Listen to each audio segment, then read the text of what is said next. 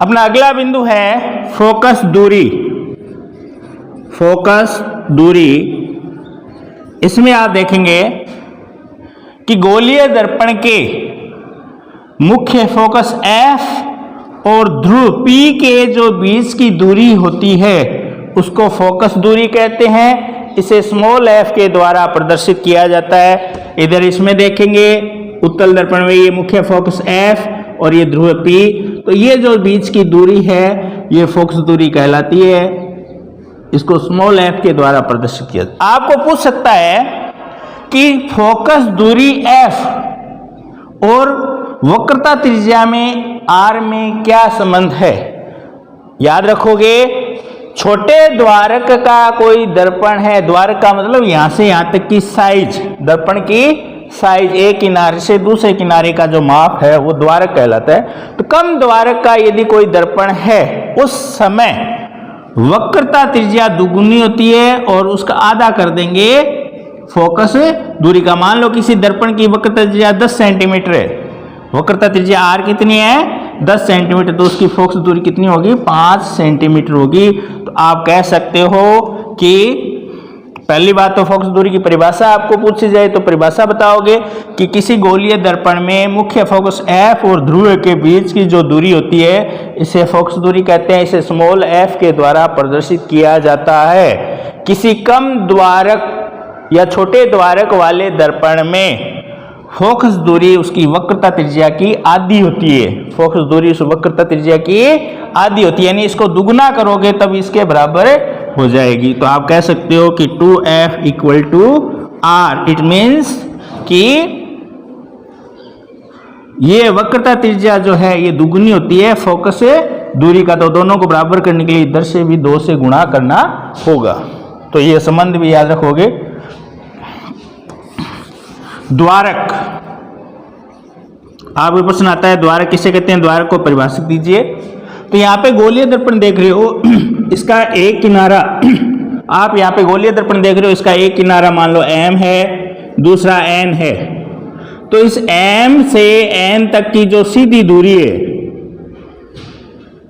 इस सीधी दूरी को एक किनारे से दूसरे किनारे तक की दूरी की जो साइज होती है उसको क्या कहते हैं, दर्पण का द्वारक। तो आप कह सकते हो गोलीय दर्पण के दोनों किनारों के बीच का जो आकार होता है, जो साइज होती है, उस साइज को द्वारक कहा जाता है। तो गोलीय दर्पण से परावर्तन की नहीं। आपने दर्पण कितने पढ़े, मैं चित्र बना रहा हूं, मुझे बताना ये कौन सा दर्पण है,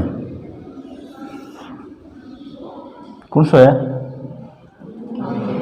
अभी बेरो कौन पट्टे नहीं, हाँ शाना होते यहाँ तो मैं देखियो ये बनाता ही कह देगा गुरु जी अवतल है। अब तो अवतल हो गया होगो। ये कौन सा सिरा होगा, P। नाम क्या होगा इसका, ये क्या कहेंगे इसको, वक्रता। ये आपको हर चित्र में बनाना है। गोलीय दर्पण से प्रतिबिंब है ना, ऐसे हर चित्र में बना रही है। क्या आ जाएगा, बिंदु F। ठीक है, ऐसे ही बनाएंगे उत्तल दर्पण।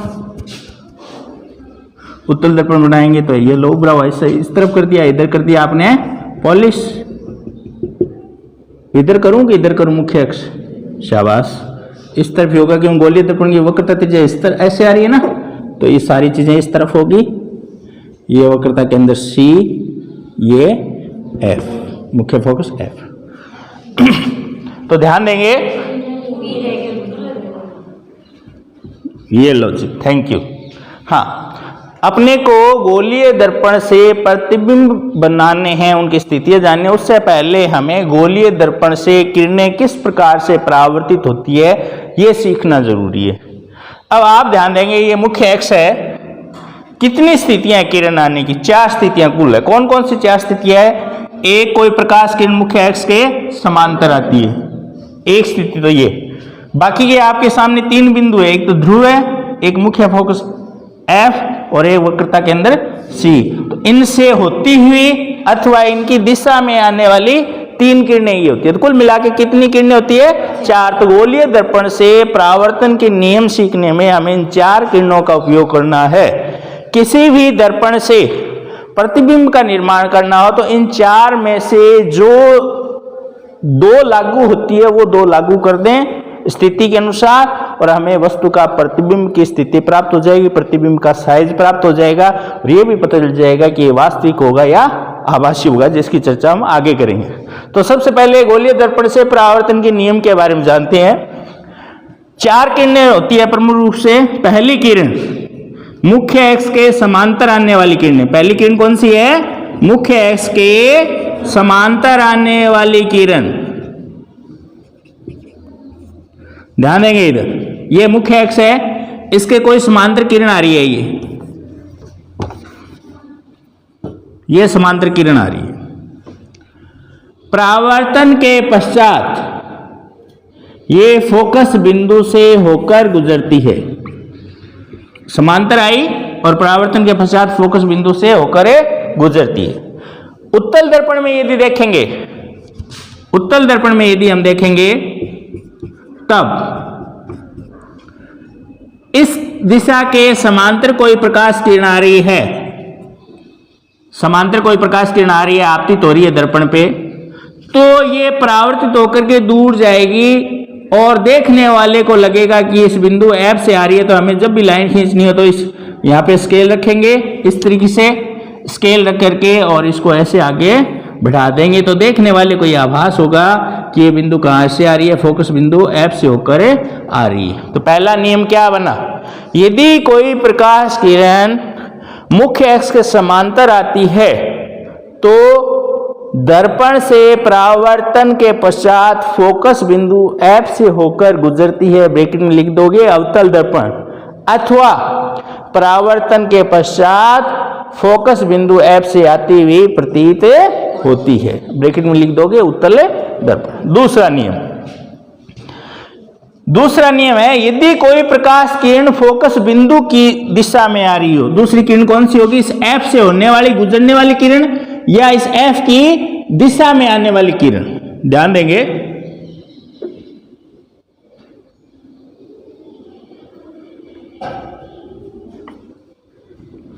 दिशा ही बदलिए हम तो खाली, समझ गए ना? दूसरा नियम क्या है?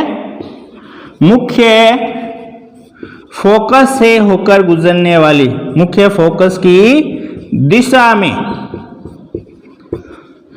गोलीय दर्पण पे आपतित होने वाली दूसरी किरण की स्थिति होती है कि कोई भी किरण मुख्य फोकस की दिशा में आपतित होती है। तो इसमें देखोगे अवतल दर्पण में तो फोकस बिंदु इधर रह गया, दर्पण आगे रह गया, तो किरण वास्तव में इस फोकस बिंदु से होकर आएगी। यहाँ पे आपतित होते, यहाँ पर आपतित होकर के इसका परावर्तन होगा और परावर्तन होकर ये मुख्य अक्ष की क्या हो जाएगी? समांतर हो जाएगी। ध्यान देंगे, फोकस बिंदु से होकर आ रही है कौन से दर्पण में? अवतल दर्पण में, और परावर्तन के बाद क्या हो जाती है? मुख्य अक्ष के समांतर हो जाती है। तो पहला नियम क्या था? जो समांतर आ रही है वो तो परावर्तन के बाद कहां से जाती है? मुख्य फोकस से जाती है, और जो मुख्य फोकस से आ रही है वो परावर्तन के बाद क्या हो जाती है? मुख्य अक्ष के समांतर हो जाती है। यानी एक दूसरे का विपरीत आपको प्रदर्शन दिख रहा है। इधर देखेंगे, उत्तल दर्पण में फोकस बिंदु इधर तो है नहीं, इधर रह गया, तो इसकी दिशा में कोई किरण आ रही है, इस फोकस बिंदु की, मुख्य फोकस की दिशा में किरण आ रही है, तो दर्पण से यहां से तो आगे तो जा नहीं पाएगी, और ये परावर्तित होकर के क्या हो जाएगी? मुख्य अक्ष के समांतर हो जाएगी। तो मुख्य फोकस की दिशा में आपतित हो रही है, तो ये क्या हो जाएगी? दर्पण से परावर्तित होगी और परावर्तित होकर के इस मुख्य अक्ष के क्या हो जाएगी? समांतर हो जाएगी। तो नियम दूसरा क्या बना? यदि कोई प्रकाश किरण मुख्य फोकस से होकर गुजरती है तो वह दर्पण से परावर्तन के बाद मुख्य अक्ष के समांतर हो जाती है, ब्रैकेट में लिख दोगे अवतल दर्पण, अथवा मुख्य अक्ष के मुख्य फोकस की दिशा में आने वाली प्रकाश किरण परावर्तन के पश्चात मुख्य अक्ष के समांतर हो जाती है। तो यहाँ पे तो फोकस बिंदु से होकर वास्तव में गुजरती है, और इधर क्या होती है? फोकस बिंदु की दिशा में आपतित होती है, लेकिन दोनों ही क्या होती है? परावर्तन के बाद क्या हो जाती है? मुख्य अक्ष के समांतर हो जाती है। तीसरी किरण, तीसरी स्थिति क्या है? वक्रता केंद्र C से आने वाली प्रकाश किरण, वक्रता केंद्र C से आने वाली किरण या C की दिशा में आने वाली प्रकाश किरण। यदि कोई प्रकाश किरण, तीसरी स्थिति क्या है, वक्रता केंद्र C से होकर, इस दूसरा नाम है, इस किरण का दूसरा नाम है अभिलंब किरण। क्या नाम होगा इसका? अभिलंब किरण। अभिलंब किरण इसको क्यों कहा, ध्यान देंगे। इस दर्पण को, कोई भी गोलीय दर्पण है उसको इस तरीके से पूरे गोले का भाग मानेंगे और ये केंद्र C हो जाएगा, वक्रता केंद्र। कोई भी रेखा यदि केंद्र से परिधि तक आती है तो उस बिंदु के सापेक्ष हमेशा 90 डिग्री का कोण बनाती है, इसलिए वक्रता केंद्र से आने वाली किरण को अभिलंब किरण भी कहा जाता है। ठीक है, इसमें क्या होगा, परावर्तन के पश्चात दिशा परिवर्तित नहीं होगी, वो जिस दिशा में आती है यानी कोण नहीं बनाएगी। अभिलंब है, अभिलंब के सापेक्ष का कोई कोण नहीं बनेगा, वो जिस दिशा में आती है उसी दिशा में वापिस लौट जाती है। तो तीसरा नियम क्या बनेगा, जो प्रकाश किरण वक्रता केंद्र C से होकर आती है वो दर्पण से परावर्तन के पश्चात वापिस इसी दिशा में लौट जाती है।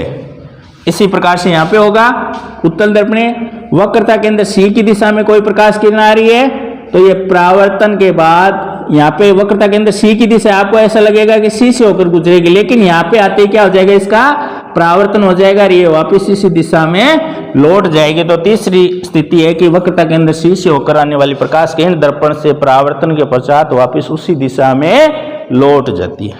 चौथी स्थिति क्या है,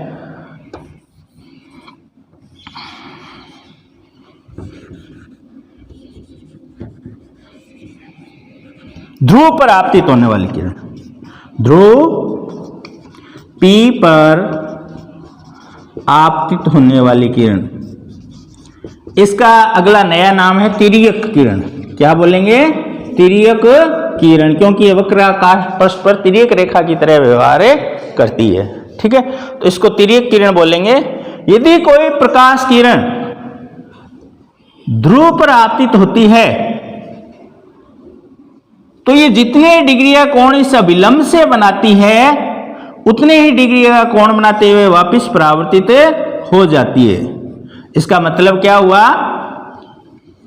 इस पे भी देखेंगे, ये ध्रुव पर आपतित होने वाली प्रकाश किरण है तो वापस उतने ही डिग्री कोण पे वापस परावर्तित हो जाएगी। तो आप कह सकते हो यदि कोई किरण ध्रुव पर आपतित होती है तो वह उतने ही डिग्री के कोण पे परावर्तित हो जाती है, जितने कोण पे यह आपतित होती है। इस स्थिति में आपतन कोण I का मान परावर्तन कोण R के बराबर होता है। तो आपको पूछ सकता है वो कौन सी स्थिति है जहां पे आपतन कोण और परावर्तन कोण का मान बराबर होता है। तो आप कह सकते हो जब किरण ध्रुव पर आपतित हो रही हो तो आपतन कोण और परावर्तन कोण का मान बराबर होगा। आपतन कोण का मतलब होगा इस अभिलंब मुख्य अक्ष जो होती है इस दर्पण पे अभिलंब का कार्य करती है। तो अभिलंब और आपतित किरण के बीच में जो कोण I बन रहा है उतना ही कोण अभिलंब और परावर्तित किरण के बीच में बनेगा, जिसको परावर्तन कोण R का कहने का मतलब ये कोण और ये कोण आपस में क्या होते हैं, बराबर होते हैं। अब हम दर्पण से प्रतिबिंब निर्माण को समझेंगे कि वस्तु कहीं रखी होती है तो प्रतिबिंब कैसे बना। और प्रतिबिंब बनाने के लिए अभी आपने जो गोलीय दर्पण से परावर्तन के नियम पढ़े हैं, 4 किरणें पढ़ी है, उन 4 में से किन्हीं 2 किरणों का उपयोग करना है। जहाँ पे दोनों किरण कटती है, चाहे वास्तव में कटे चाहे आभासी रूप से कटे, वहीं पे वस्तु का प्रतिबिंब बनेगा। तो आपको करना क्या होगा, एक दर्पण बनाना है, आपको अवतल चाहिए तो अवतल बनाना, उत्तल चाहिए तो उत्तल बनाना। फिर एक मुख्य अक्ष खींच लेना लंबी सारी। फिर क्या करोगे, उसकी 1-1 इंच की दूरी पे निशान लगा लोगे। पहला बिंदु तो होगा ध्रुव P जो कि दर्पण पे है। फिर यहाँ से 1 इंच की दूरी पे मुख्य फोकस F, फिर मुख्य फोकस F से 1 इंच की दूरी पर वक्रता केंद्र C। यानी ये दूरी समान रखनी है, जरूरी नहीं है 1 इंच रखो, आप 1 सेंटीमीटर भी रख सकते हो। 1 सेंटीमीटर की दूरी ये, 1 सेंटीमीटर की दूरी पे ये, और वक्रता केंद्र C से आपने इंचों में ली है ये दूरी तो 1 इंच की दूरी पे दिखा दोगे अनंत बिंदु। क्या दिखा दोगे? अनंत बिंदु। अनंत का मतलब जैसे सूर्य, तारा, जिसकी लंबाई को मापा नहीं जाता है वह दूरी। तो आप गोलीय दर्पण बनाओगे, आपको अवतल बनाना है तो अवतल बनाइए, उत्तल बनाना है तो उत्तल बनाइए। हमने यहाँ पे अवतल दर्पण बनाया है क्योंकि हमें अवतल दर्पण से प्रतिबिंब को समझना है। फिर उससे एक मुख्य अक्ष खींच ली, आप समान दूरियों पे निशान लगाइए, चाहे 1 इंच लीजिए चाहे 1 सेंटीमीटर लीजिए। आप रजिस्टर में काम करते हो तो ये 1 सेंटीमीटर की दूरी पर्याप्त है आपके लिए, ठीक है। और आप चाहो तो 1 इंच भी बना सकते हो। P से 1 सेंटीमीटर या 1 इंच दूरी F, जितनी दूरी यहाँ पे लिए उतनी दूरी पे वक्रता केंद्र C, ठीक है। और वक्रता केंद्र C से इतनी ही दूरियों पे बिंदु क्या हो जाएगा? अनंत। अनंत बिंदु हम दर्शाते हैं, हालांकि दर्शाने का नहीं होता। अनंत का मतलब वो असीमित दूरी पे है, तो हम इसको इस एक संकेत के रूप में यहाँ पे लेते हैं कि यहाँ पे अनंत है। अब वस्तु की स्थितियाँ क्या क्या हो सकती है, आप ध्यान देंगे। आपको सबसे पहले पता होना चाहिए कि दर्पण के सामने वस्तु कहाँ कहाँ स्थित हो सकती है। तो सबसे पहली स्थिति होती है अनंत की, जैसे सूर्य, चंद्रमा, तारा, कोई खगोलीय पिंड या कोई दूर स्थित कोई भी वस्तु जो इस दर्पण की वक्रता त्रिज्या से बहुत ही ज़्यादा हो। समझ आ गई ना, उसको अनंत कहेंगे। दर्पण के लिए अनंत क्या हुआ? जो दूरी इस वक्रता त्रिज्या से की तुलना में बहुत ही ज़्यादा हो वो बिंदु क्या कहलाएगा? अनंत बिंदु कहलाएगा। तो पहली स्थिति होती है कि वस्तु आपने कहाँ रखी है? अनंत पे रखी है। तो पहली स्थिति ये कि वस्तु अनंत पे हो। दूसरी स्थिति होती है इस वक्रता केंद्र C और अनंत के बीच में। बीच में कहते हैं तो आपने अगर 1 इंच की दूरी ली है तो आधी इंच पे दूरी पे निशान लगा दोगे। अगर आपने 1 सेंटीमीटर लिए तो आधी सेंटीमीटर पर निशान लगा दोगे। दूसरी स्थिति होती है वक्रता केंद्र C व अनंत के बीच। तीसरी स्थिति कौन सी होती है? इस वक्रता केंद्र C पे, यानी इन बिंदुओं को लेते जाइए। तीसरी स्थिति होती है वक्रता केंद्र C। चौथी स्थिति होती है, अब इन दोनों के बीच की बारी है, वक्रता केंद्र C और मुख्य फोकस F के बीच। तो ये चौथी स्थिति हो जाएगी। वस्तु यहां रख सकते हैं, कहां रखते हो? वक्रता केंद्र C व मुख्य फोकस F के बीच। एक स्थिति ये होगी, ये चौथी स्थिति होगी। पांचवी स्थिति क्या हो जाएगी? मुख्य फोकस F पर। ये पांचवी स्थिति हो जाएगी वस्तु रखने की या बिंब रखने की, मुख्य फोकस F पर। और छठी अंतिम स्थिति होती है मुख्य फोकस F और ध्रुव P के बीच में। तो छठी स्थिति क्या हो गई? मुख्य फोकस F व ध्रुव P के मध्य।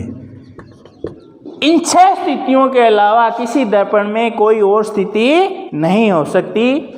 अवतल दर्पण में विशेष महत्वपूर्ण होती है। उत्तल दर्पण में तो अनंत के अलावा बाकी सारे चित्र एक जैसे बनते हैं, उसकी चर्चा आगे करेंगे। लेकिन अवतल दर्पण में वस्तु रखने की कितनी स्थितियां हैं? प्रमुख रूप से 6।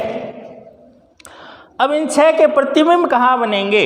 ऐसे तो आप परावर्तन के नियमों के अनुसार किरणें खींच के बना सकते हो, लेकिन हमें शॉर्ट ट्रिक भी एक ध्यान में रखनी चाहिए ताकि हम प्राप्तांक प्राप्त करने की दृष्टि से परीक्षा में कंफ्यूज न हो। आप इस 6ठे नंबर बिंदु को छोड़ दो, 6ठे नंबर बिंदु को छोड़ दो। इधर से आपने वस्तु की स्थिति तो बाएं से दाईं ओर की रखी है, लेकिन प्रतिबिंब स्थिति 6 को तो छोड़ दो और 5 से इस तरफ शुरू कर दो। ये प्रतिबिंब की स्थितियाँ आ जाएगी। मान लो 5 के नीचे तो लिख दो 1 डैश, 4 के नीचे लिख दो 2 डैश, 3 के नीचे लिख दो 3 डैश, इस 2 के नीचे लिख दो 4 डैश और इस 1 के नीचे लिख दो 5 डैश। अब 6ठा बच गया ना। 6ठे का प्रतिबिंब कहाँ बनेगा? तो वो बनेगा दर्पण के दूसरी तरफ, इस तरफ 6 डैश यहाँ दिखा दो। बस इसको ये ध्यान रखना है, 6 नंबर बिंदु पे आप नीचे प्रतिबिंब नहीं बना सकते। कैसे नहीं बना सकते ये आगे करेंगे। तो जब वस्तु अनंत पर स्थित है तो उसका प्रतिबिंब 1 डैश, 1 माने वस्तु और 1 डैश माने वस्तु का प्रतिबिंब। तो क्या समझे आप? जब वस्तु अनंत पर स्थित है तो उसका प्रतिबिंब मुख्य फोकस पे बनेगा तो आप कह सकते हो एफ पर बनेगा। देखो कितना शॉर्ट हो गया। जब वस्तु अनंत और वक्रता केंद्र सी के बीच में मध्य है तब उसका प्रतिबिंब, वस्तु 2 पे रखी है तो उसका प्रतिबिंब बनेगा 2 डैश पे, यानी सी व एफ के बीच। आप यहाँ लिख सकते हो सी व एफ के मध्य। देखो हो गया ना, कितना आसान हो गया। ऐसे खालिस्तान सारणी बढ़नी आ जाए तो आप भर सकते हो इस चित्र से। आपको कोई कहते हैं वस्तु वक्रता के अंदर सी पे है, 3 का मतलब सी पे वस्तु रखी है तो 3 डैश का मतलब यहाँ पे ही प्रतिबिंब बन गया। तो वस्तु वक्रता के अंदर सी पे है तो उसका प्रतिबिंब भी कहाँ बनता है, सी पर ही बनेगा। चौथी स्थिति वस्तु की, जब आपने वस्तु वक्रता के अंदर सी और मुख्य फोकस के बीच में रखी है तो वस्तु की स्थिति क्या होगी, 4, और प्रतिबिंब की स्थिति ये रही 4 डैश। 4 डैश क्या कह रहा है कि वस्तु की, देख लो आप खुद देख लो 4 डैश कहाँ पे है, अनंत और वक्रता के अंदर सी के बीच में। तो आप लिख सकते हो कि वस्तु का प्रतिबिंब अनंत व सी के बीच में बनेगा। पांचवी स्थिति क्या है, जब वस्तु कहाँ पे हो, मुख्य फोकस पे स्थित है तब वस्तु का प्रतिबिंब 5 डैश कहाँ बनेगा, अनंत पे। तो आप लिख सकते हो जब वस्तु मुख्य फोकस पर है तो उसका प्रतिबिंब बनेगा अनंत पे। इन पॉइंटों से पता चल रहा है। छठा बिंदु है जब वस्तु एफ और ध्रुव के बीच में, और ये तो है 6 तो है वस्तु की स्थिति और 6 डैश है प्रतिबिंब की स्थिति। तो यानी आप इसमें लिख सकते हो दर्पण के दूसरी तरफ, दर्पण के दूसरी तरफ, ठीक है। आभासी और सीधा, आभासी और सीधा कैसे होगा इसकी चर्चा हम आगे करें। तो किसी भी दर्पण से प्रतिबिंब निर्माण न करना है, विशेष रूप से अवतल दर्पण से, तो आप वस्तु की स्थितियों को ध्यान में रखिए और इस शॉर्ट ट्रिक के द्वारा उनके बनने वाले प्रतिबिंब की स्थितियों की ध्यान में रखिए। अब ये आप कोई भी चित्र बनाते हो परीक्षा के अंदर तो ये कच्चा चित्र बना के छोड़ लो, ठीक है। अब आप उस वस्तु की स्थिति पे प्रतिबिंब बनेगा तो आपको पहले से एक पता होगा कि हमें प्रतिबिंब निर्माण कहाँ पे होगा, तो भूल से भी त्रुटि नहीं होगी। वैसे तो आप किरणों के नियम के अनुसार काम करो, त्रुटि होने का कोई चांस नहीं है। फिर भी मन में कॉन्फिडेंस आ जाएगा कि हाँ इसके अकॉर्डिंग मेरा चित्र सही है, ठीक है। देखो बहुत ही अच्छा टॉपिक है और अगर वास्तव में आप समझते हो ना तो आपको इन चीज़ों की रटने की जरूरत नहीं है, ये मान लो, ठीक है। समझने का मतलब आपको आनंद आएगा और आप घर जाते ही इसको करोगे कि आप करके देखेंगे आपने हुआ है कौन नहीं हुआ, ऐसा आपको लगेगा, फील होगा। और मेरा फेवरेट लेसन भी यही है। और चीज़ें हम तो रटना पड़े, हमें लाइनें ही खींचनी है खाली, और की कौन करना, ठीक है। हाँ, हम पढ़ेंगे अवतल दर्पण से प्रतिबिंब निर्माण। तो आपको पहले बताया था, हमने देखा था कि कोई अवतल दर्पण होता है, उसके सापेक्ष 6 स्थितियां बनती है। एक तो वस्तु अनंत पे हो, दूसरी अनंत और वक्रता केंद्र सी के बीच में हो, तीसरी स्थिति सी पर हो, चौथी स्थिति सी और मुख्य फोकस एफ के बीच में हो, और पांचवी स्थिति है जब मुख्य फोकस पे हो, और छठी स्थिति है ध्रुव और फोकस बिंदु एफ के बीच में। तब इनका प्रतिबिंब अनंत पे हो तो यहाँ पे बनता है 1 डैश, यहाँ पे होगा तो इस बिंदु पे बनेगा, फिर 3 डैश, 4 डैश और 5 डैश। लगातार नंबर डाल दिया आपने इस तरफ। वस्तु की स्थिति तो इस तरीके से डाली 1 2 3 4 5 6, और प्रतिबिंब की स्थिति इस तरह, जो 6 डैश है वो इस तरफ बनेगा। इसी के आधार पे, इसकी सहायता से अपन किरण चित्र बनाते हैं। सबसे पहले क्या करोगे, आप एक अवतल दर्पण बनाओगे। अवतल दर्पण का मतलब है जिसकी कौन सी सतह परावर्तक का कार्य करेगी, धसी हुई सतह परावर्तक, अवतल भाग परावर्तक सतह कार्य करेगा। और इधर हमने पॉलिश कर दी, ये बन गया अवतल दर्पण। कौन सा दर्पण हो गया, अवतल दर्पण। इसकी वक्राकार पृष्ठ का मध्य भाग कहलाता है ध्रुव। क्या कहलाता है, ध्रुव पी, ठीक है। अब आप इधर देखेंगे, हम एक सरल रेखा खींच देंगे पहले, जो कि ध्रुव से जा रही है, अर्थात मुख्य एक्स है। ये मुख्य एक्स खींच दोगे। अब 1-1 इंच या 1-1 सेंटीमीटर की दूरी पे, बराबर दूरी पे, चाहे आप 1 सेंटीमीटर लो चाहे 1 इंच लो, कुछ भी लो, लेकिन ये दूरियां होनी चाहिए आपस में बराबर होनी चाहिए। पी से एक निश्चित दूरी पे आपने बिंदु बना दिया। मान लो यहाँ से यहाँ तक का बिंदु आ गया एक, ये आपके है एफ। फिर जितनी दूरी यहाँ पे है उतनी दूरी पे यहाँ पे ये बना दिया आपने वक्रता के अंदर सी। जितनी दूरी ये है उतनी दूरी पे आपने एक बिंदु और बढ़ा दिया इसको, और ये बन गया अनंत। क्या बन गया? ये अनंत। ठीक है, ये हर चित्र में आपको ये कार्य करना है।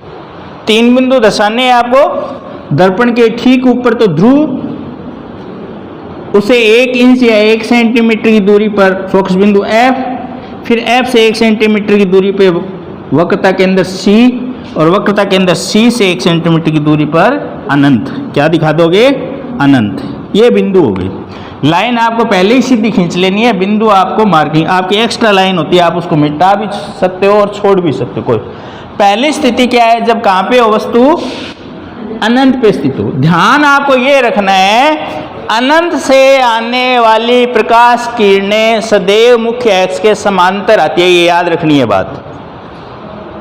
अनंत से आने वाली प्रकाश किरणें हमेशा क्या होती है? मुख्य अक्ष के समांतर। अगर खगोलीय पिंड है तो किरणें आपस में जरूर समांतर होगी, ठीक है ना। तो आप इतना ही ध्यान रखो कि अनंत से असीमित दूरी से कोई प्रकाश किरण आपतित होती है, जैसे सूर्य से आने वाली किरणें, चंद्रमा से आने वाली किरणें हैं, वो हमेशा आपस में क्या आएगी? समांतर आएगी। तो हमको समांतर किरणें खींचते हैं। एक समांतर किरण ऊपर खींच दी और एक समांतर किरण दर्पण के नीचे खींच दी, यानी मुख्य अक्ष के नीचे खींच दी। परावर्तन का पहला नियम आपने पढ़ा है कि जो प्रकाश किरण मुख्य अक्ष के समांतर आती है वह अवतल दर्पण में परावर्तन के पश्चात मुख्य फोकस से होकर गुजरती है। स्केल लेंगे, इस बिंदु को इस F से गुजार देंगे,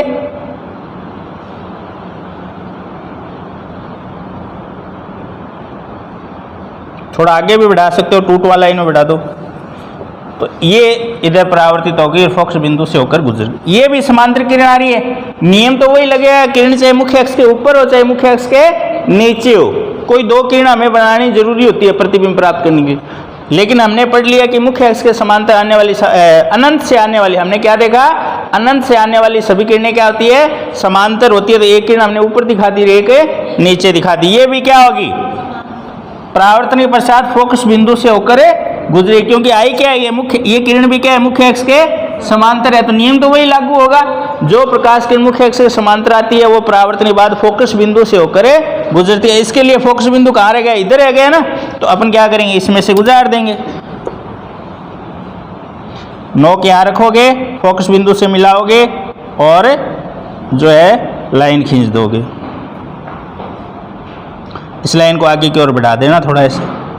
तो आपने देखा प्रकाश किरण फर्स्ट परावर्तित होकर के इधर से गई और प्रकाश किरण सेकंड भी परावर्तित होकर के यहाँ पे कट रही है ना आपस में। कहाँ पे कट रही है? फोकस बिंदु F पे कट रही है। तो आप देखोगे पहले प्रतिबिंब की स्थिति, 2 किरणें जहाँ पे कट जाती है वहीं पर वस्तु का प्रतिबिंब बन जाता है। तो प्रतिबिंब की स्थिति क्या हुई? मुख्य फोकस F पर। देख लो यही तो आ रहा है 1 डैश, यानी आपने वस्तु अनंत पे रखी है तो प्रतिबिंब 1 डैश यानी मुख्य फोकस पे बनेगा। तो आप इससे मिलान कर सकते हो और बाकी किरणों से खींचो तो कभी गलत होने की कोई गुंजाइश नहीं है, अगर आपने दूरियां समान ली है तो। ठीक है, तो प्रतिबिंब कहाँ बना? फोकस बिंदु ए पर लिखा है। तो आप प्रतिबिंब की स्थिति लिखते हो कि मुख्य फोकस पे बनेगा। कहाँ बनेगा?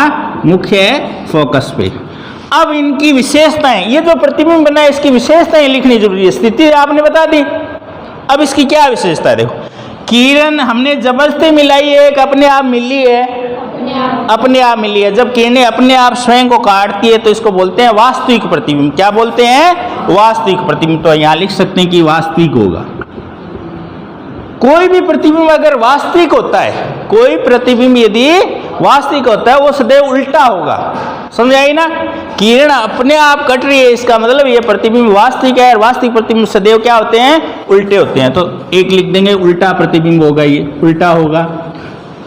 अब छोटा होगा या बड़ा होगा? छोटा होगा या बड़ा होगा? तो आप इस ध्रुव से वस्तु की दूरी देख लीजिए, तुलना कर लीजिए, और इस ध्रुव से प्रतिबिंब की दूरी देख लीजिए। यहाँ पे क्या है? वस्तु की दूरी ज्यादा है इस ध्रुव से। वस्तु तो अनंत पे पड़ी है ना, 1 इंच 2 इंच 3 इंच या 1 सेंटीमीटर 2 सेंटीमीटर 3 सेंटीमीटर बहुत ज्यादा पड़ी है। और प्रतिबिंब बन गया 1 सेंटीमीटर, यानी प्रतिबिंब की दूरी ध्रुव से नाप लो, दोनों की तुलना करो। सीधी सी बात है, आपको प्रतिबिंब का प्रकार डालना देखना है कि छोटा है या बड़ा है। तो आप प्रतिबिंब ध्रुव से कितनी दूर है और वस्तु ध्रुव से कितनी दूर पड़ी है, दोनों का मिलान कर दो। प्रतिबिंब की दूरी कम है तो प्रतिबिंब छोटा बनेगा, प्रतिबिंब की दूरी वस्तु की तुलना में ज्यादा है तो प्रतिबिंब बड़ा बनेगा, और दोनों वस्तु की दूरी और प्रतिबिंब की दूरी बराबर है तब दोनों बराबर वस्तु के बराबर आकार का बनेगा। तो कोई भी चित्र की विशेषता बतानी अपने को 3 बातें बतानी जरूरी है कि वो वास्तविक है कि आभासी है, ठीक है ना। वास्तविक होगा तो बिना सोचे समझे लिख दो उल्टा, और आभासी है तो बिना डरे लिख दो सीधा, समझ आ गई ना बात। तो ये वास्तविक था इसलिए क्या लिख दिया हमने, उल्टा। दूरियों की तुलना कर दी, प्रतिबिंब की दूरी कम है ध्रुव से और वस्तु है यहाँ, तो वस्तु की यहाँ से दूरी करेंगे तो इतनी लंबाई होगी, और प्रतिबिंब इतनी दूरी है तो प्रतिबिंब की दूरी कम होगी ना। कहाँ से नापोगे, ध्रुव से नापोगे, तो प्रतिबिंब की दूरी कम है तो प्रतिबिंब आकार में छोटा होगा, बिंदु के रूप में होगा, अत्यंत छोटा। हर चित्र में आपको ये 3 विशेषताएं बतानी है, इनको रटना नहीं है, ये सारणी कभी रटी नहीं जाएगी, कभी नहीं रटी जाएगी। इन चित्रों की सहायता से आप इसको पूरा करते हो, अगर रटोगे तो गलत होगा। दूसरी स्थिति,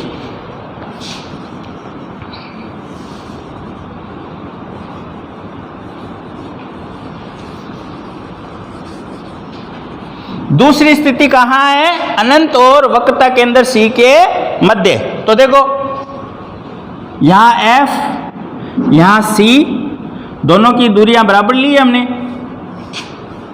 दोनों की दूरियां क्या ली है, बराबर ली है। देखो F C और ये अनंत इनके बीच में है, तो F और C के बीच की दूरी है, इसका ठीक बिल्कुल क्या कर देंगे, आधा कर देंगे, समझ आई ना। जितनी दूरियां ये है उतनी ऊंचाई की वस्तु बना दो, ध्यान देंगे। विशेष करके वस्तु की ऊंचाई भी इन दूरियों के बराबर होनी चाहिए। 1 इंच है तो ये भी 1 इंच, ये 1-1 सेंटीमीटर की दूरी पर है तो ये भी 1 सेंटीमीटर। ज़्यादा पैनिक होने की जरूरत नहीं है इसमें। पहला नियम क्या है, आपने पढ़ा है कि जो किरण मुख्य अक्ष के, सब में यही नियम काम आते हैं, बार बार वही नियम लगाते जाओ, चित्र अपने आप बन जाएगा, किसी प्रकार की टेंशन नहीं लेनी है, ठीक है। पहला नियम क्या बना, मुख्य अक्ष के समांतर हमेशा पहली किरण जो समांतर है एकदम इसके टॉप पे जानी चाहिए, टॉप से ऊपरी सिरे से होनी चाहिए, ठीक है। तो पहला नियम बनेगा कि मुख्य अक्ष के समांतर आने वाली प्रकाश किरण, ये मुख्य अक्ष है, इसके समांतर कोई प्रकाश किरण खींच देते हैं, ये लो जी, कौन सी समस्या है, खींच दी। और जो प्रकाश किरण इस मुख्य अक्ष के समांतर आती है, परावर्तन के पश्चात सदैव कहाँ से गुजरती है, फोकस बिंदु F से होकर गुजरती है। बार बार हमने कुछ लिखा ही नहीं, हमने तो 4 नियम में से कोई 2 नियमों की पालना कर रहे हैं, ठीक है। बदल क्या रही है, वस्तु की स्थिति बदल रही है, वस्तु की स्थिति बदलेगी तो प्रतिबिंब की स्थिति स्वतः ही बदल जाएगी। पहला नियम बना दिया, हमेशा रटे रटाई बात रखो, पहला नियम खींच दो तो कोई एक नियम और लगा दो। पहला नियम क्या है, मुख्य अक्ष के समांतर, वो परावर्तन के पश्चात कहाँ से गुजरेगी, मुख्य फोकस से। तो अपने को क्या करना है, लो जी, डरना ही नहीं है, सोचना ही नहीं है कि मेरा सही होगा कि गलत होगा, ये मान के चलो कि आपका तो सही होगा, गलत होगा ही नहीं, ये लो। दूसरा नियम क्या है, जो फोकस बिंदु से होकर गुजरती है वो परावर्तन के बाद क्या हो जाती है, मुख्य अक्ष के समांतर हो जाती है। तो इस फोकस बिंदु से होकर कोई किरण गुजार दो, इधर भी आप देख सकते हो, आप यहाँ वस्तु रखोगे तो प्रतिबिंब कहाँ बनेगा, C और F के बीच में बनेगा। तो आपको पहले से ही पता है कि हमने अनंत और वक्रता केंद्र C के मध्य यानी 2 नंबर पॉइंट पे वस्तु रखी है, तो इसका प्रतिबिंब 2 डैश पे, यानी कहाँ किस किस के बीच में आ रहा है, 2 डैश C और F के बीच में आ रहा है। तो गलत होगा तो सुधार लेंगे, क्या दिक्कत है, समझ आ गई ना। ये कच्चा चित्र आप बना के रखो अपने पास, गलत होगा सुधार लेंगे, हो सकता है कोई लाइन गलत खींच दी हो, कोई नाप गलत ले लिया होगा आपने। तो दूसरी किरण क्या, देखो जो किरण निकालो बिल्कुल ये जो कॉर्नर बन रहा है ना, उस कॉर्नर से निकलनी चाहिए। कई बच्चे यहाँ से निकाल देंगे या यहाँ से निकाल देंगे, तो ये चित्र गलत है, देखते ही गलत, समझ आ गई ना बात। और इस कॉर्नर से निकाल दो, बाद में आपने कितनी कलाकारी कर ली है उसका कोई मतलब नहीं है। यहाँ पे उसकी नजर सीधी यहाँ पे जाती है, एक यहाँ पे जाती है कि आपने ठीक फोकस बिंदु से निकाला है, या ये 2 बिंदु देखते हैं ज्यादातर, यही देखने में आता है। तो देखो जो प्रकाश किरण फोकस बिंदु से होकर गुजरती है, तो फोकस बिंदु और इस बिंदु को और F बिंदु को मिला देना स्केल से, और आगे तक, दर्पण के आगे तक आएगी। आप 1-1 सेंटीमीटर का नाप ले होगे तो आपको स्केल उठाना नहीं पड़ेगा। ये दर्पण से परावर्तित होने के बाद में क्या हो जाएगी, मुख्य अक्ष के समांतर हो जाएगी। ये लो जी, इसको समांतर कर दो, कट गई ना यहाँ किरण, यहाँ कट गई, कट गई ना दोनों किरण, जहां पे कट्टी उस बिंदु को पकड़ लो बस तुरंत, और इसको ऊपर वाली लाइन से मिला दो।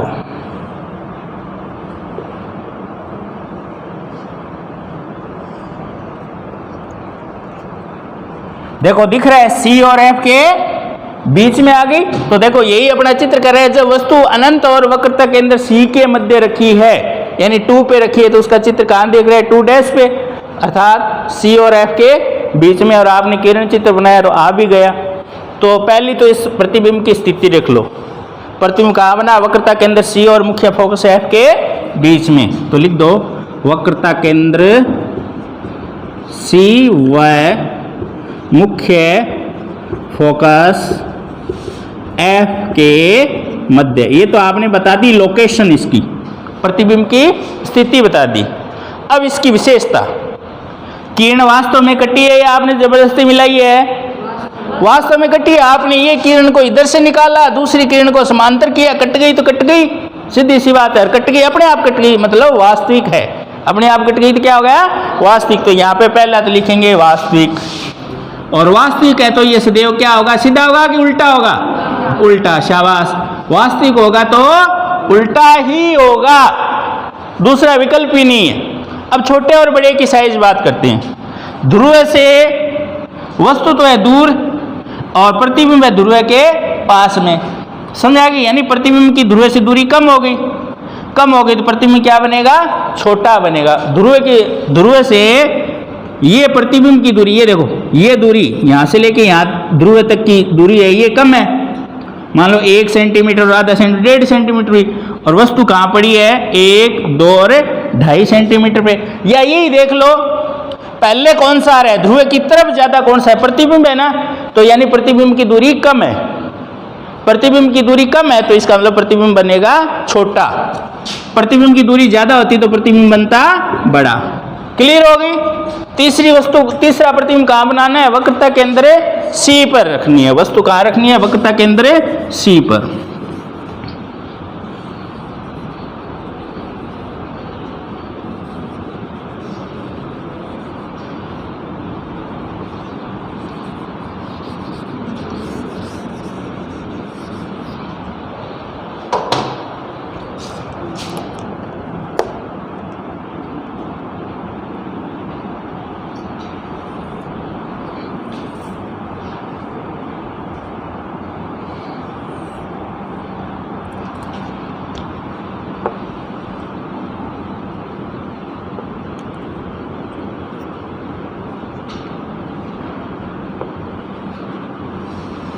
ठीक है, आप नाप के करोगे।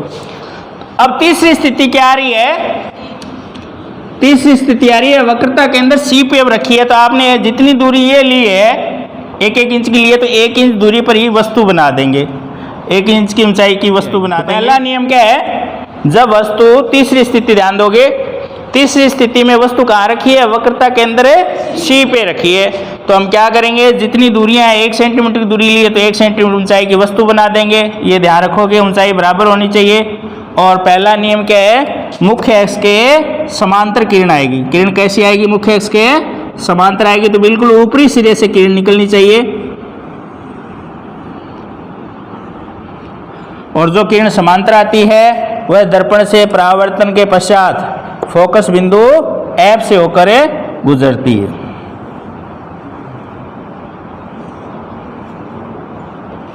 दूसरा नियम क्या बना, जो किरण फोकस बिंदु से होकर गुजरती है, जो किरण फोकस बिंदु से होकर गुजरेगी वो परावर्तन के बाद मुख्य अक्ष के समांतर हो जाएगी। आप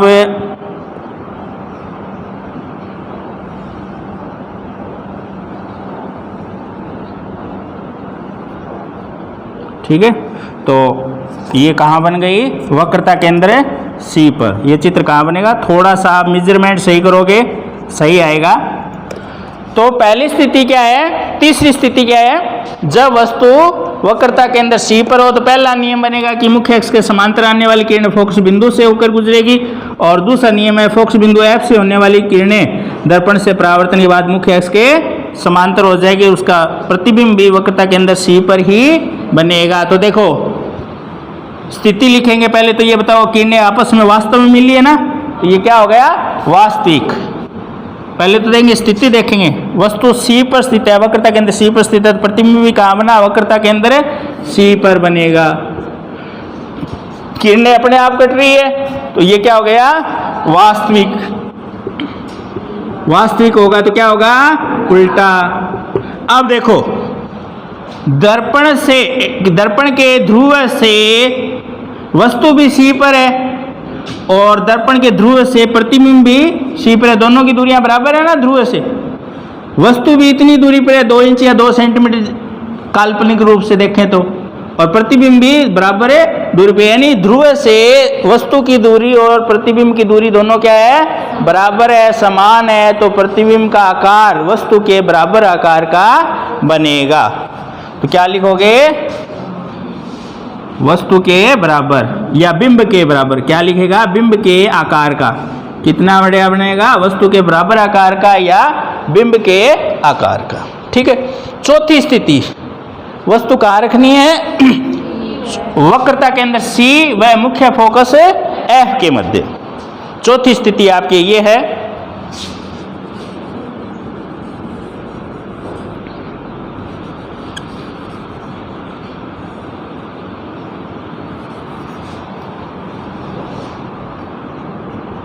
चौथी आपकी स्थिति है, वक्रता के अंदर C और F के बीच में स्थित हो। इस प्रतिबिंब से देख सकते हो, उसका प्रतिबिंब बनेगा अनंत और वक्रता के अंदर के बीच में। ये तो आपको देखने पे ही पता चल गया, लेकिन इसका चित्र बनाते हैं। दोनों का C और F के बीच में है दूरी, तो इन दोनों की आधी आधी करेंगे। मान लो 1 सेंटीमीटर है तो आधी सेंटीमीटर इधर, आधी सेंटीमीटर इधर छोड़ के बीचों बीच में निशान लगा लिया। अब जितनी दूरी ये है उतनी दूरी ऊंचाई की वस्तु बना देंगे।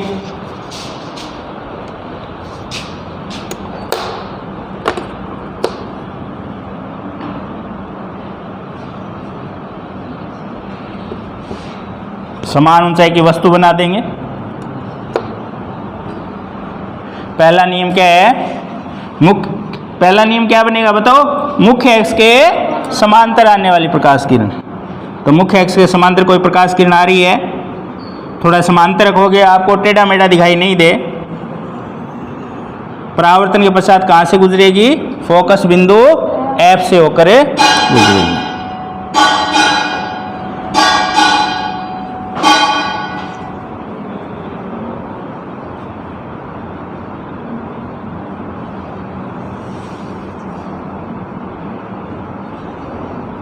दूसरा नियम क्या होगा, दूसरी किरण हमेशा कहां से गुजारते हैं, फोकस बिंदु F से गुजारते हैं। फोकस बिंदु F से गुजार दो।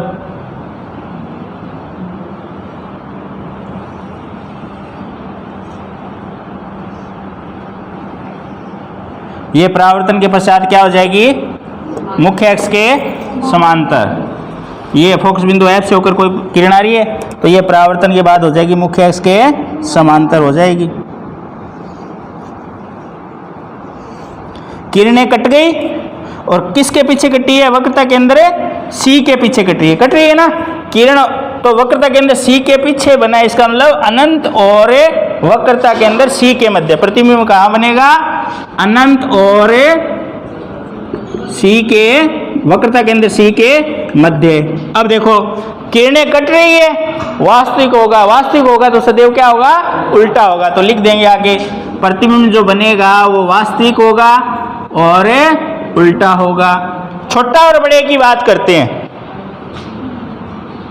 वस्तु तो है, वस्तु की दूरी तो है कम, ध्रुव से वस्तु की दूरी तो है कम, और ध्रुव से इस प्रतिबिंब की दूरी, ध्रुव से प्रतिबिंब की दूरी यहां से देख रहे हो आप, प्रतिबिंब की बाद में आ रहा है, यानी ध्रुव से प्रतिबिंब की दूरी ज्यादा है, तो इसका मतलब जो वस्तु का प्रतिबिंब है बड़ा बनेगा। वस्तु का प्रतिबिंब क्या बनेगा, बड़ा बनेगा, बड़ा, बड़ा।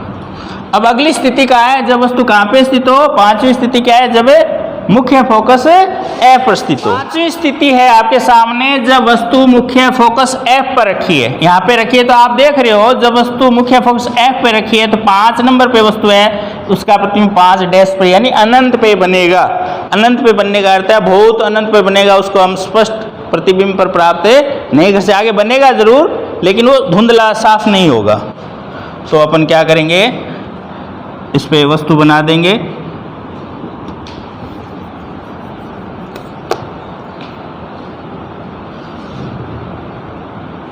पहला नियम क्या है, मुख्य अक्ष के समांतर आने वाली किरण। किसके समांतर आने वाली किरण है? मुख्य अक्ष के समांतर आने वाली किरण। परावर्तन बता बाद कहाँ से गुजरेगी बताओ? मुख्य फोकस से एफ से होकर गुजरेगी। ये लो, इस किरण को इस बिंदु एफ से होकर गुजार दो।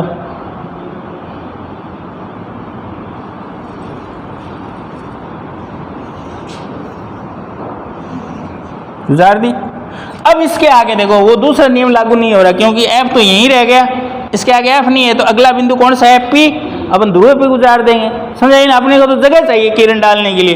भाई इस पॉइंट के आगे एफ नहीं है तो इसके बाद में क्या है? पी है ना, पी पे डाल दो, मना थोड़ी करता है कोई। ये लो, पी पे डाल देंगे। तो नियम क्या होता है, कोई प्रकाश किरण ध्रुव पे जितनी डिग्री कोण पे आपतित होती है वो उतनी डिग्री कोण पे परावर्तित हो जाती है। तो जितने डिग्री का कोण ये बन रहा है उतने ही डिग्री के कोण पे क्या कर देंगे? परावर्तित कर देंगे। किरण बहुत आगे जाके मिलेगी। देखो धीरे धीरे दूरी कम हो तो रही है, इन दोनों किरणों के बीच की दूरी यहाँ ज्यादा है और यहाँ धीरे धीरे कम होती जा रही है। इसका मतलब कहीं न कहीं जाके मिलेगी तो जरूर, लेकिन अपन मिलाना चाहे तो यहाँ पे चित्र ही नहीं बन रहे, यानी अनंत पे जाके मिलेगी। तब प्रतिबिंब कहाँ बनेगा? जब वस्तु F पर स्थित है तो वस्तु का प्रतिबिंब बनेगा अनंत पे। कहाँ बनेगा? अनंत पे बनेगा। वास्तव मिलेगी किरणें तो वास्तविक होगा उल्टा होगा, वास्तविक होगा और उल्टा होगा। अब छोटा और बड़े की देखते हैं। बहुत बड़ा होगा, यानी अस्पष्ट होगा, इतना बड़ा होगा कि अपने को साफ दिखाई नहीं देगा, तो बहुत बड़ा बनेगा। सीधी सी बात है, दर्पण से वस्तु तो है कम दूरी पर और प्रतिबिंब ध्रुव से जो है बहुत आगे जाके बन रहा है, तो बड़ा बनेगा। कैसे बनाएगा? बहुत बड़ा बनेगा। अस्पष्ट होगा पर साफ दिखाई नहीं देगा, धुंधला। अब अंतिम स्थिति है जब वस्तु कहाँ रखेंगे? एफ और पी के बीच में या मध्य में। छठी स्थिति है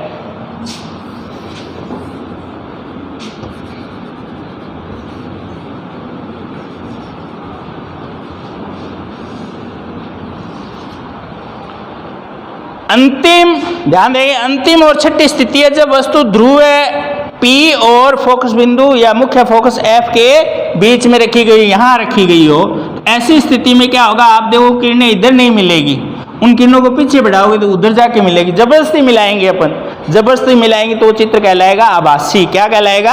आभासी। आभासी प्रतिबिंब सदैव सिद्ध होते हैं। आभासी प्रतिबिंब क्या होते हैं? सदैव। जैसे समतल दर्पण में दिखाई देता है ना अपने को, तो आभासी प्रतिबिंब वो इसी आधार पे होता है। देखो कैसे, वस्तु कहाँ रखी है हमने? मुख्य फोकस एफ और ध्रुव पी के बीच में यानी जितनी दूरी है उसका आधा आधा कर लिया।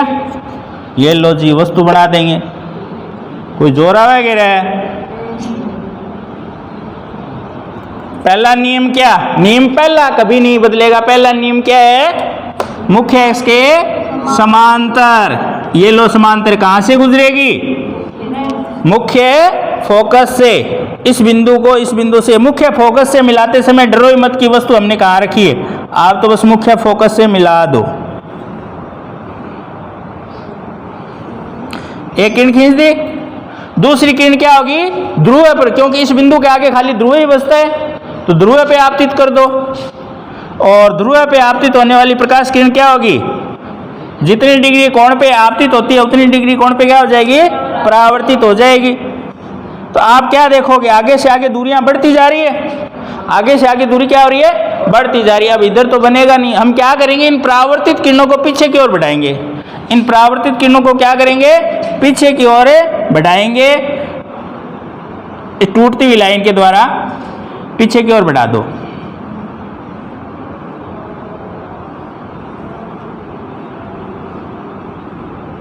बढ़ा दिया। और इस परावर्तित किरण को भी इधर बढ़ा दो, इस परावर्तित किरण को भी इस तरह बढ़ा दो।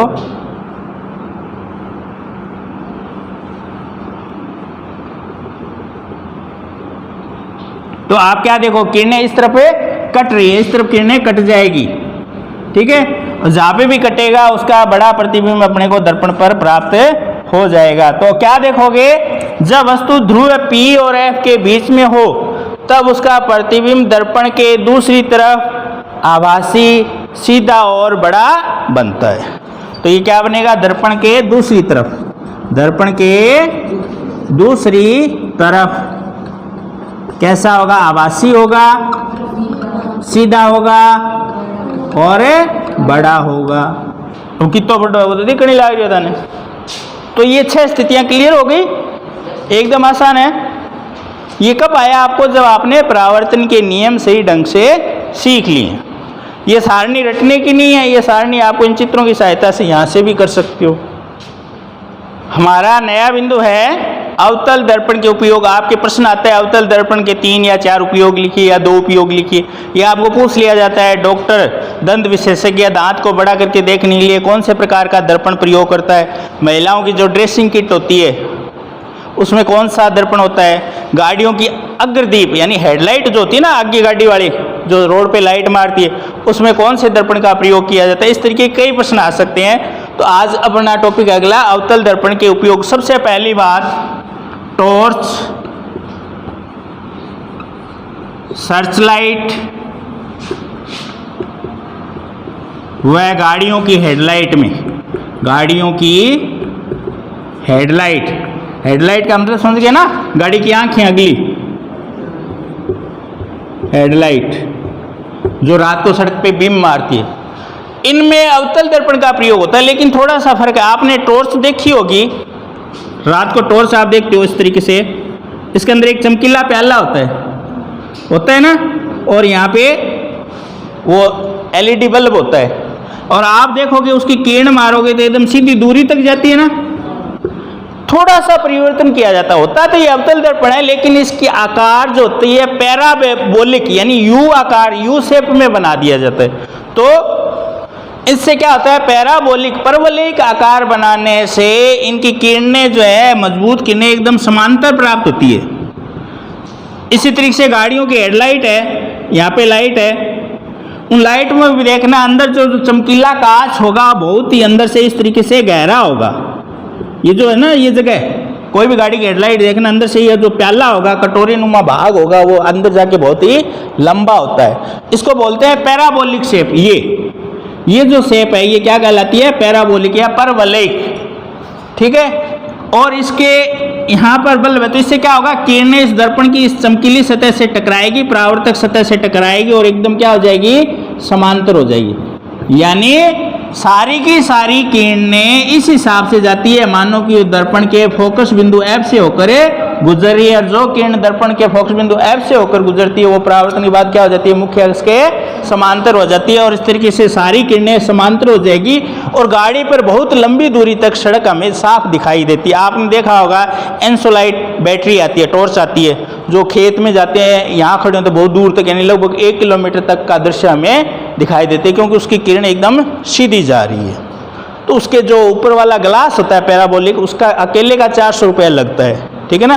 तो कोई बल्ब पावरफुल नहीं है, बल्कि उसका जो दर्पण है ना अंदर वाले का, वो बहुत पावरफुल है, पैराबोलिक है, अच्छी क्वालिटी का है, उसको फिजिक्स के नियमों के आधार पे बनाया गया और उसकी लंबी बीम, समांतर बीम प्राप्त होती है। तो एक तो उपयोग ये टॉर्च, सर्चलाइट और गाड़ियों के हेडलाइट में। ज़्यादातर आपको ये पूछा जाता है गाड़ियों के हेडलाइट में कौन सा दर्पण होता है, तो आपका उत्तर क्या होगा, अवतल दर्पण, पैराबोलिक अवतल दर्पण। खाली अवतल दर्पण लिख दोगे तो भी सही है। दूसरा, महिलाएं मेकअप किट रखती है, नव विवाहिता आती है, उसके पास में एक बेंगल बॉक्स होता है, एक वो फाउंडर वाला होता है, पोत्सव लगाना मुंह के ऊपर, ठीक है, वो स्किन टोनर होता है जो स्किन को टोनिंग करता है, यानी अच्छी सुंदर बनाता है। और उसके पास क्या होता है, एक छोटा सा दर्पण होता है, और उस दर्पण में वो देखती है तो उसकी जो स्किन है, साफ चेहरा बड़ा और साफ दिखाई देता है, तो उसको पता चल जाता है कि कहाँ पे टोनिंग की है, कहाँ पे नहीं की। तो जितने भी ड्रेसिंग किट होते हैं सौंदर्य प्रसाधन वाले और शेविंग दाढ़ी बनाते हैं, छोटा सा गोल कांच होता है। साधारण दर्पण में देखो कोई बाल रह जाएगा, दिखाई नहीं देगा, और अवतल दर्पण होगा ना, उसमें क्या होगा, वो अपनी त्वचा का थोड़ा सा आवर्धित बिंब बनाता है, बड़ा बिंब बनाता है, तो वस्तु हमें साफ दिखाई देती है और कटिंग अच्छी होती है। तो शेविंग दर्पण में क्या लिख सकते हो, शेविंग दर्पण में। दूसरा, डॉक्टर के पास अपने दंत चिकित्सक इसका उपयोग करता है। कौन करता है? दंत चिकित्सक। तो आपको पूछ लिया जाए सेविंग बॉक्स में सेविंग दर्पण कौन सा दर्पण होता है, तो अवतल दर्पण। दंत चिकित्सक कौन से दर्पण का उपयोग करते हैं? अवतल दर्पण। कैसे करते हैं? देखो, डॉक्टर साहब के पास एक ऐसा उपकरण होता है, यहां पे एक लाइट लगी होती है और यहां पे एक अवतल दर्पण रखा था। दांत में कीड़ा हो गया, गड्ढा हो गया, कोई प्रॉब्लम है, या मुंह फाड़ गया तो दिखा को नहीं, तो डॉक्टर साहब क्या करेगा? एक इस तरीके का लेगा, उसके मुंह में डालेगा, मुंह का मतलब नीचे नहीं, दांत के पास डालेगा, ये टॉर्च ऑन कर देगा। टॉर्च ऑन करते ही ऐसा प्रतिबिंब इस पे दिखेगा। अवतल दर्पण है तो यहाँ पे बड़ा प्रतिबिंब दिखेगा, तो तुम्हारे दांत को नहीं देखेगा बल्कि किसको देखेगा? उस प्रतिबिंब को देखेगा। तो दांतों को स्पष्ट रूप से देखने के लिए और डॉक्टर अवतल दर्पण का उपयोग करते हैं। तो ये विशेष करके है। एक और देखो, सौर भट्टी होती है। सौर भट्टी यानी ऐसी भट्टियां जिसमें ईंधन प्रज्वलन के लिए कोई माचिस की तीली या विद्युत स्पार्किंग नहीं की जाती, उस भट्टी में ईंधन या सोलर के रूप में रखी जाती है, टेम्परेचर, इलेक्ट्रॉन, बिजली पैदा की जाती है। तब क्या होगा? सूर्य की सारी समांतर किरणों को एक जगह फोकस कर देते हैं। उससे क्या होगा? जितना प्रकाश एक जगह गिरेगा तो उस स्थान पे तापमान बढ़ जाएगा, और तापमान बढ़ जाएगा तो वो भट्टी का कार्य करेगा। तो इसको सौर भट्टी के रूप में भी उपयोग किया जाता है। ये प्रमुख रूप से अवतल दर्पण के 4 उपयोग हैं। आप इनको ध्यान में रखोगे, बहुत ही महत्वपूर्ण है।